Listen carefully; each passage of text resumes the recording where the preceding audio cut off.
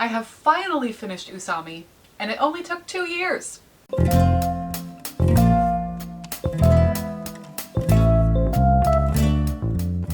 Hi, I'm Shell, and I'm a cosplayer. If you are new to my channel, welcome, or if you're a subscriber, welcome back. I started my Usami cosplay on this channel in 2021. It is now 2023, and she is finally finished. You may have heard other content creators already talk about this, but filming the process of creating something, like when you make a tutorial, makes the process of creating it about 3 times longer. So I did not film my process of creating Usami because it would have taken 6 years instead of 2. So rather than having a bunch of different little videos explaining different parts of the cosplay, this one video will be my Usami cosplay walkthrough. This is it. This is the whole thing. So let's get into it. Our very first layer is a corset. This is a super basic black underbust corset from Amazon. It probably costs like 25 bucks. And the main reason I wear it with the cosplay is actually so it provides me good like posture support, and it helps support the different hoop skirts and layers I'm wearing. Next, because the corset is stark black and my blouse is bright white, I put a flesh-toned tank top over it so it doesn't stick out under the shirt like a sore thumb. Then we have this petticoat from my Sonia Nevermind cosplay. Then we have this hoop skirt. Something to note is that basically in every situation where you're wearing a hoop skirt, you should be wearing a petticoat over it. I've gone backwards in this case, and that is for a specific reason. Typically, whenever you wear a hoop skirt, you want to wear a petticoat on top of it to avoid what my friend Hanny calls the lampshade effect, where you can see the individual hoops through the skirt of your cosplay dress. But for me and this cosplay specifically, Usami's skirt is already so ruffly and puffy and has so many layers that you can't see the hoops through it. I wanted to have the effect that a lot of idol cosplayers have when they're doing really energetic dance moves in these big poofy skirts, where even if their skirt kind of flips up, you literally just see their legs disappearing into a cloud of like petticoat tulle. And it's like their legs just spawn from beneath their skirt. That's the effect I wanted, so that's why the petticoat's underneath. Next, we have the first visible layer of the cosplay, and that is the blouse. This blouse was an Amazon purchase I made several years ago, and it's a very basic Lolita-style blouse that a lot of cosplayers use. When I say a lot of cosplayers use it, I mean that genuinely. I know like 3 different people that own this exact blouse. This is where we start getting into things that I modified specifically to cosplay Usami, because all along the collar of this blouse I have hand-sewn rhinestones. And believe it or not, these rhinestones are literally from the Dollar Tree. My local Dollar Tree sells all of these craft section scrapbook border rhinestone stickers. I'm pretty sure that's what they're supposed to be. They're supposed to be for scrapbooks. What's really nice about these is that they are self-adhesive, so you literally peel them off like a sticker and put them wherever you want. Because they're meant for scrapbook paper, they don't really stick to fabric well, but I have found that to be a blessing in disguise. I am always looking for ways that I can temporarily modify my cosplay pieces so that I can still change them later and reuse them for something else. In this case with the scrapbook stickers, it's actually really helpful that they don't stick very well to fabric, because if I ever want to take them off in the future, I just peel them off. However, in the process of making Usami, I discovered that if I made one wrong move in this cosplay, I would send a hailstorm of gems flying off of me. So what I did for this cosplay was stick all of the individual gems to the fabric and then hand sew them in place. I can't even tell you how many hours of Netflix I watched as I just sewed gems. But for me, the extra effort was worth it because it means there's no glue on this cosplay. I can take all of the gems off in the future without leaving any residue behind, and I can reuse these pieces however I like. Next we have the skirt, which is one of the fancier pieces of this cosplay, and definitely what I spent the most time on. I bought the base skirt online from a Lolita store, so everything you see in that pale pink fabric was not made by me, the skirt came like that. What I did was apply and hand sew all of the rhinestones and all of the lace. Again, the rhinestones are the same kind from the Dollar Tree, just in different patterns and arrangements that I chose, and all of the lace is bought from Joann Fabrics. It was actually a nightmare to track down this lace. In total, I ended up going to 3 different Joann Fabrics and buying 9 yards of lace in different sizes of cuts, depending on what they had in stock. The other modification I made to this skirt was super simple. It arrived and was actually too large for me, and it would be too much of a hassle to return it and get another size, so I moved the button. I've done this for a ton of my cosplays as my body has changed throughout my life, and I've gotten bigger and smaller and gone up a size and gone down a size, and it's just a super simple way to make something fit better. And I did the exact same thing with the wrist cuffs, because I have tiny baby wrists. These are just super simple button closure style wrist cuffs.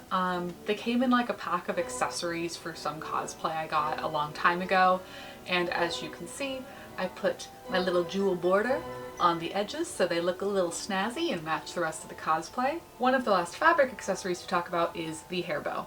This bow actually came with the Lolita skirt. It's meant to go on the front of it, which is why the fabric matches perfectly, and why I decided to make it Usami's hair bow instead. Just like with the skirt, all of that base pink fabric came pre-bought, and then I added a ton of gems and lace onto it with hand sewing. The bow has a safety pin in the back, and when I wear the cosplay, I actually pin it directly to my bunny ear. Now let's get into the big things I made for this cosplay, first up being the neck piece. And I wrote a list of everything I used to make this because it's really long. The base of everything is flat white craft foam. To create the raised ridges on the wings, as well as the circular bits making up the brooch, I used foam clay. Then I used 2 new tools that I got specifically to cosplay Usami, that being a Dremel and wood filler. I'll talk about the Dremel more in a future video if people are interested in that, but it's really helped me a lot with my foam work in cosplay, because things that I would previously have to cut precisely with an X-Acto knife or sand by hand, I can now do really quickly and easily with the tool. And likewise, wood filler has been a godsend with my foam work, because I'm able to fill in any cracks or errors that I make and just sand it down smooth super easily. Once I had everything made in foam, I used regular acrylic paints for the pink part, gold spray paint for the gold parts. I glued on a bunch of rhinestones, again from the Dollar Tree, and covered the entire thing with Mod Podge and glitter. In order to wear the neck piece, I glued some popsicle sticks to the back with E6000 to make sure it was sturdy and supported, and then I got this little elastic that I just wear around my neck. The elastic lays super nicely under the collar of the shirt, and I actually don't need any other attachments on this. It just sits perfectly fine. Then we have Usami's staff, which still has my weapons check zip tie on it from Anime Boston. So let's just scoot on down there. Get on off. Yeah. Let me grab some scissors. God, these things are tough. Scared myself with that one. There is a full tutorial for this prop on my channel already, so I would definitely go and watch that video if you want to see an in-depth process of how I made everything. But since that tutorial, there's been a couple changes that I'll quickly explain. When I originally made this prop, it was my very first time working with foam clay, and I really struggled with the fact that the foam clay kind of shrunk away from the regular foam and left these like little gaps or canyons or valleys between the two materials. Using the Dremel allowed me to smooth out all of those harsh lines I had, and then the wood filler allowed me to really get in those gaps and crevices and make them disappear completely. However, wood filler and foam are 2 very different surfaces, and when I went back in with my original gold spray paint to repaint the hearts, I realized that they read as completely different textures, and that's why it's covered in glitter. Because glitter covers everything. I wish I could tell you that the glitter was an artistic decision that I had planned as soon as I started this cosplay. It was not. It was a tactical choice I made because I needed to cover my sins. So yeah, Shell's pro tip of this video is that if you ever need to hide something, drown it in glitter. You may remember from a previous video that I originally planned to wear this bright pink curly lace front wig for Usami. Long story short, I tried it on with the cosplay, didn't like how it looked, and I decided to go with this white blonde wig I have for Elsa instead. But I didn't want the wig to just be straight white blonde hair, because when most people cosplay Usami or her version of Monomi, she has split hair of white on one side and pink on the other. And I really wanted to kind of channel that in this wig. So what I actually ended up doing was getting pink clip-in hair extensions from Amazon. I then went through this wig from front to back and clipped in all of these extensions, so I got kind of this candy cane effect. Then, because I still wanted the hair to be curly and fluffy and flouncy, I put all of these little curls into individual foam rollers and then put those rollers in a plastic bag and filled it with steam from my garment steamer. I actually haven't touched this wig since before Katsucon, which is why it looks kind of messy, but you can also tell how well the curls have stayed in with no maintenance on my part. I haven't even hairsprayed this. On top of the wig go my bunny ears. If you follow me on Instagram and watch my Instagram story specifically, you will know that I was going a little bit nuts trying to figure out how to attach these ears to my head. So I asked on my Instagram story what people thought I should do, and a lot of people suggested magnets. Initially, I bought little round magnets from my local Home Depot, and they held the ears up fine, but the problem was that there wasn't enough surface area between the magnets to get a really firm hold for the size of the ear. So once again, I went back to my best friend, Amazon, and found long rectangular bar magnets that had a much bigger surface area than the circles I had bought. Once I've put on my wig cap and wig grip, I grabbed the magnets that I have labeled with what side and what orientation they should sit at so I can attach the ears correctly, and I taped them to my head. Literally. I just tape them. Like I said earlier, I've worn this to 2 conventions already, and honestly, it works great.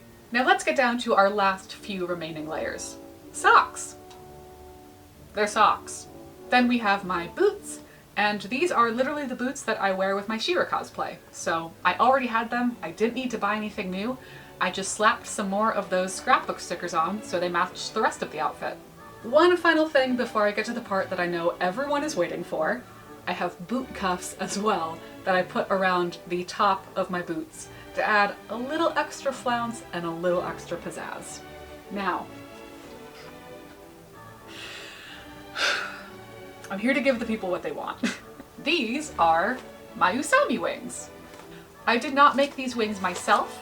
I did actually try to, but essentially after doing a few attempts at the wings, I realized I could not have them done in the quality I wanted in the time I had before Katsucon.